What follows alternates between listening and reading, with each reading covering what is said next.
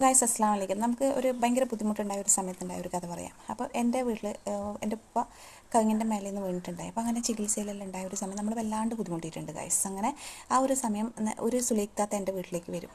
അവരെ മോൻ്റെ കുഞ്ഞിനെ അവരാണ് പഠിപ്പിക്കുന്നത്. അപ്പോൾ അവിടുത്തെ സ്കൂളിൽ തന്നെ ചേർത്തി. അങ്ങനെ ഒന്ന് നിൻ്റെ മോളോട് പറ ട്യൂഷൻ എടുക്കാൻ വേണ്ടി, എൻ്റെ കുഞ്ഞിനെ എന്തെങ്കിലും പറഞ്ഞു കൊടുക്കാൻ വേണ്ടി പറ.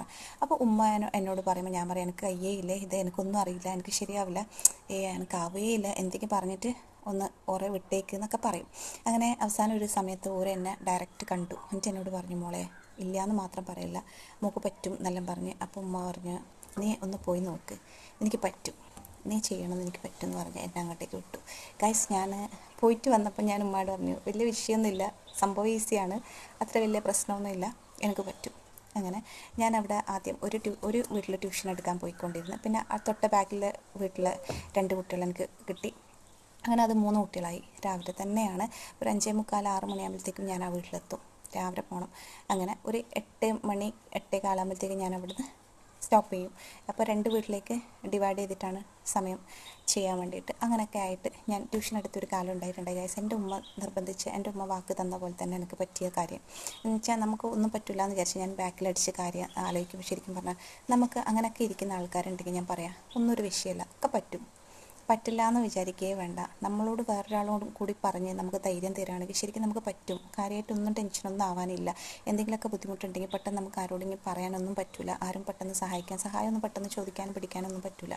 അതങ്ങനെയാണ്. ചിലവർ അറിഞ്ഞു തരണം. ഇതെന്താ, നമുക്കൊരു ശീലമില്ലാത്ത വർക്കാണ്. ഇപ്പം സഹായം ചോദിക്കുക അങ്ങനെ ഇങ്ങനെയൊക്കെ ആകുമ്പോൾ ചിലവർക്ക് ഭയങ്കര ഫീലാണ്. അപ്പം ആ ഒരു സിറ്റുവേഷനിലുള്ള ആളാണെങ്കിൽ ജൂൺ മാസമൊക്കെ വരുമ്പം നമ്മൾ ഒന്നും വേണ്ട, ഒരു വടിക്കഷ്ണം ചുരൽ വാങ്ങുക ഗൈസ്. അടിക്കൊന്നും വേണ്ട, പേടിപ്പിക്കാൻ വേണ്ടിയിട്ടാ. സ്നേഹത്തിൽ മക്കളെ പഠിക്കുക, അതൊക്കെ അങ്ങനെയാണ്, അതൊക്കെ പറ്റും. നമ്മൾ നല്ല വർത്താനം പറയുക, മക്കളെ ചേർത്ത് പഠിക്കാൻ പഠിക്കുക. അങ്ങനെ പുസ്തകങ്ങൾ നമ്മൾ നോക്കി പറഞ്ഞു കൊടുക്കുക വേണ്ടും, ഒന്നും വലിയ വിഷയമൊന്നുമില്ല. അത് വായിച്ച് നന്നായിട്ട് പഠിക്കാൻ പറയുക, അങ്ങനെ പഠിപ്പിച്ചെടുക്കുക. പിന്നെ അത് ടെസ്റ്റ് പേപ്പർ വെക്കുക, എടുക്കുന്ന ക്വസ്റ്റ്യൻ ചോദിക്കുക. ഇതൊക്കെ തന്നെ ഉള്ളൂ. ആകെ മൊത്തം ഒന്ന് ഈസിയാണ്. പിന്നെ ആഴ്ചയിൽ 2 ദിവസം ടെക്സ്റ്റ് വായിപ്പിക്കുക, ടെക്സ്റ്റിലെ ക്വസ്റ്റ്യൻ ചോദിക്കുക, അങ്ങനെയൊക്കെ. അപ്പം എൻ്റെ ട്യൂഷൻ കാലം അടിപൊളിയായിരുന്നു. പിന്നെ ഞാൻ പോയിട്ട് എടുക്കൽ നിർത്തി. എന്നെ കുറുക്കന്മാരൊക്കെ നോക്കിയും കണ്ടും നായ്ക്കളൊക്കെ നോക്കിയും കണ്ടും നിൽക്കുന്നുണ്ടായി. അങ്ങനെ മോർണിംഗ് വാക്കിൽ ആൾക്കാരുണ്ടാവും, എന്നാലും എനിക്ക് പേടി വന്ന് തുടങ്ങിയപ്പം ഒരു 2 വർഷം അങ്ങനെ പോയി. അത് കഴിഞ്ഞപ്പോഴാണ് ഞാൻ വീട്ടിൽ ട്യൂഷൻ തുടങ്ങി. അതൊരു ഒന്നൊന്നര ട്യൂഷൻ ലോകമാണ് ഗായ്സ്. അപ്പോൾ ഗായ്സ്, ഞാനങ്ങനെ പോയിക്കൊണ്ടിരുന്ന ട്യൂഷൻ പിന്നെ ഞാൻ വീട്ടിൽ തുടങ്ങി. കാരണം നായ്ക്കുട്ടും മീൻസ് കുറുക്കനും അങ്ങനെയൊക്കെ എന്നെ കാത്തു നിൽക്കുന്ന പോലെ തോന്നി. അപ്പോൾ ഉമ്മ പറയും, വടി വെച്ചിട്ട് പോയാൽ മതി.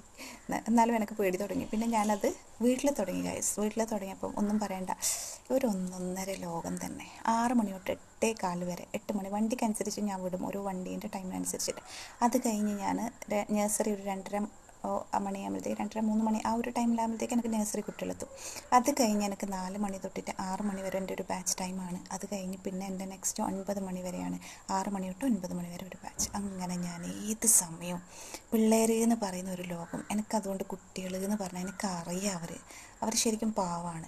നമ്മൾ ശരിയാക്കിയെടുക്കുന്നത് നമ്മളെ കയ്യിലിരിക്കുന്നത്. അപ്പം നമ്മൾ ഓരോരുത്തരും വിചാരിച്ചാൽ നമുക്ക് നമ്മളെ ഏത് കോലത്തിലുള്ള മക്കളെയും നമുക്ക് നേരെയാക്കിയെടുക്കാൻ പറ്റും. അതങ്ങനെയാണ് ഗൈസ്. ആരും മോശക്കാരല്ല. മക്കൾ അങ്ങനെയാണ് തന്നെയാണ്, ഒരു സംശയവും വേണ്ട.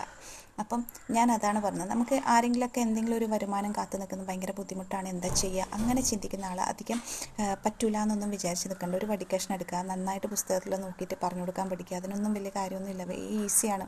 അപ്പോൾ ഒരാഴ്ച ഒരു ബുദ്ധിമുട്ട് തോന്നും, പിന്നെ അതങ്ങനെ ഈസിയാവും. പിന്നെ അത് നമ്മളെ ആ മക്കളെയും വെയിറ്റ് ചെയ്ത് ഇങ്ങനെ നിൽക്കുന്ന ഒരു സമയമായി മാറും. കാരണം അവരില്ലാണ്ട് നമുക്ക് കയ്യിൽ ഞായറാഴ്ച വരെ അവരെ സൗണ്ട് വീട്ടിലേക്ക് വരണം.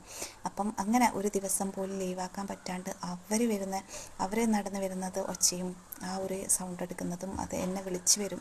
അർഷി എന്നൊക്കെ വിളിക്കുന്ന കുട്ടികളുണ്ട്. അർഷി, മിസ്സേ, അങ്ങനെ ടീച്ചറേ, പിന്നെ എന്താ പറയുക, എന്തൊക്കെയോ അവരുടെ വായിൽ വരുന്നത്, എന്തൊക്കെയാണോ ഇഷ്ടം, അവർക്ക് എന്താണോ ഇഷ്ടം അതാണ് എന്നെ വിളിക്കൽ. അപ്പം എനിക്കൊരു പ്രശ്നമില്ല, എനിക്ക് അവരെ കാണണം. അവരെ കണ്ടില്ലെങ്കിലാണ് എനിക്ക് പ്രശ്നം ഗൈസ്. അതങ്ങനെയാണ്. എന്തൊക്കെ തരത്തിലുള്ള കുട്ടികളുണ്ടായിട്ടുണ്ടായി ഗൈസ്. പക്ഷേ ഞാൻ പറയാലോ, നിങ്ങൾക്ക് ആർക്കെങ്കിലും വീട്ടിൽ പഠിച്ച കുട്ടികളുണ്ടെങ്കിൽ ഒന്നും കൊണ്ട് പേടിക്കണ്ട. എല്ലാവർക്കും നല്ലൊരു ഏരിയ ആണെങ്കിലാണ് നമ്മൾ വിജയിക്കാം. നമുക്ക് ശരിക്കും നല്ലൊരു സിറ്റി ഏരിയ, ഈ വില്ലേജിൽ നമുക്കൊരു കാര്യം എനിക്ക് വലിയ മെച്ചമായിട്ട് തോന്നില്ല, വലിയ നടക്കില്ല, അങ്ങനെയൊന്നും നടക്കില്ല. അറിയാം നമുക്ക് ചുറ്റുപാടും. പക്ഷെ നമ്മൾ സിറ്റി പറയുന്നത് നമുക്ക് ശരിക്കും പറ്റും. എനിക്ക് ശരിക്കും കാര്യമായിട്ടൊന്നും പ്രശ്നമൊന്നുമില്ല. ഒരു ചെറിയൊരു വടിക്കഷ്ണം മതി, എൻ്റെ ഒരു സൗണ്ട് മതി, പിന്നെ അവരങ്ങ് ഓക്കെ. എൻ്റെ കയ്യിലാണ്. ഞാൻ പറയുന്നത് എന്താണ് അതാണ് അവരനുസരിക്കുക. അങ്ങനെയൊക്കെ ആയ നല്ല സമയം ഉണ്ടായിട്ടുണ്ട്. അപ്പോൾ ആരും ഒന്നും വരുമാനമില്ല എന്താ ചെയ്യാന്ന് വെച്ച് കുത്തിരിക്കേണ്ട, ഇതൊക്കെ പറ്റും, ഇതൊക്കെ ഈസി ആയിട്ട് പറ്റും. നമ്മൾ വിചാരിക്കും പറ്റില്ല എന്ന്, അങ്ങനെയൊന്നുമില്ല, ഒക്കെ പറ്റും. അപ്പം നമ്മൾ എന്തെങ്കിലുമൊക്കെ ബുദ്ധിമുട്ടുണ്ടെങ്കിൽ ഈ ഒരു കാര്യങ്ങളൊക്കെ ഒന്ന് ചെയ്ത് നോക്കിയാൽ ഓക്കെ. എൻ്റെ ട്യൂഷൻ ലോകം ഞാൻ പറഞ്ഞാൽ തീരൂല, എനിക്ക് പറഞ്ഞാൽ മടുക്കൂല, എൻ്റെ ലോകം അതാണ്. അപ്പം നിങ്ങൾ ശ്രദ്ധിക്കുക, നിങ്ങൾക്ക് എന്തെങ്കിലുമൊക്കെ ബുദ്ധിമുട്ടുള്ള കാര്യം ഉണ്ടെങ്കിൽ, ആൾക്കാരുണ്ടെങ്കിൽ, പഠിച്ചിട്ടുള്ള ആൾ വീട്ടിലുണ്ടെങ്കിൽ, അധികം വലിയ പഠിപ്പൊന്നും വേണ്ട, പഠിച്ചു നമുക്ക് പുസ്തകം നോക്കി പറഞ്ഞു കൊടുക്കാൻ ഈസിയാണ്. പിന്നെ നമ്മൾ മാത്സ് എന്ന് പറയുന്നത് അതാണ് എല്ലാവർക്കും പേടി. മൾട്ടിപ്ലിക്കേഷൻ ടേബിൾസ് ഫ്ലുവൻ്റായിട്ട് പറയാൻ പഠിച്ചാൽ പോരാ, ഇടയ്ക്കെന്നൊക്കെ ചോദിക്കുന്ന വിധത്തിൽ. പിന്നെ ഇപ്പോഴത്തെ മക്കൾക്കൊക്കെ ബുദ്ധിയുണ്ട്. പിന്നെ വെച്ചാൽ നമ്മൾ പുസ്തകം വെച്ചിരുന്നു ഒന്ന് പ്രാർത്ഥിച്ചിരുന്നു, നമുക്കത് ഏത് വഴിക്കാണ് എങ്ങനെയാണ് ചെയ്യേണ്ടത് നമുക്കും കിട്ടും. അങ്ങനെ ഒന്നും അറിയാണ്ടും കിട്ടാണ്ടൊന്നും നിൽക്കില്ല. അപ്പം നിങ്ങൾ എന്ത് ചെയ്യുക, ബുദ്ധിമുട്ടുള്ള ആൾക്കാർ ആരെങ്കിലും വീട്ടിലുണ്ടെങ്കിൽ ഒന്നും വേണ്ട ഗായ്സ്, ഒരു ട്യൂഷൻ ലോകം ജൂൺ മാസം വരുന്നുണ്ട്, ഒക്കെ തുടങ്ങാൻ ശ്രമിക്കുക, ആഗ്രഹിക്കുക. അങ്ങനെയൊക്കെ ആഗ്രഹിക്കണം, പ്രാർത്ഥിക്കണം, അങ്ങനെയൊക്കെ നിന്നാലേ നമ്മളെ കാര്യങ്ങളൊക്കെ മുന്നോട്ട് പോകുള്ളൂ. അപ്പം ഇൻഷാ അല്ലാഹ് അസ്സലാമു അലൈക്കും. എൻ്റെ വീഡിയോസ് കാണുന്ന ആൾ, സബ്സ്ക്രൈബ് ചെയ്യാത്ത ആൾ കാണുന്നുണ്ടെങ്കിൽ എൻ്റെ വീഡിയോ സബ്സ്ക്രൈബ് ചെയ്യാൻ മറക്കരുത്. ഞാൻ ഇടയ്ക്കിടയ്ക്ക് എൻ്റെ ഓരോരോ ചാൻസ് കിട്ടുകയാണെങ്കിൽ ഞാൻ ഇതിൻ്റെ എന്താ പറയുക, എൻ്റെ ട്യൂഷൻ ലോകത്തിൻ്റെ കാര്യങ്ങൾ ഇടയ്ക്ക് എങ്ങനെയാണെന്നൊക്കെ ഞാൻ പറഞ്ഞു തരും ഇൻഷാ അല്ലാഹ്. അപ്പം സബ്സ്ക്രൈബ് ചെയ്യാത്ത ആൾ വീഡിയോസ് കാണുകയാണെങ്കിൽ സബ്സ്ക്രൈബ് ചെയ്യാൻ മറക്കരുത്. ഇൻഷാ അല്ലാഹ് അസ്സലാമു അലൈക്കും, ബൈ.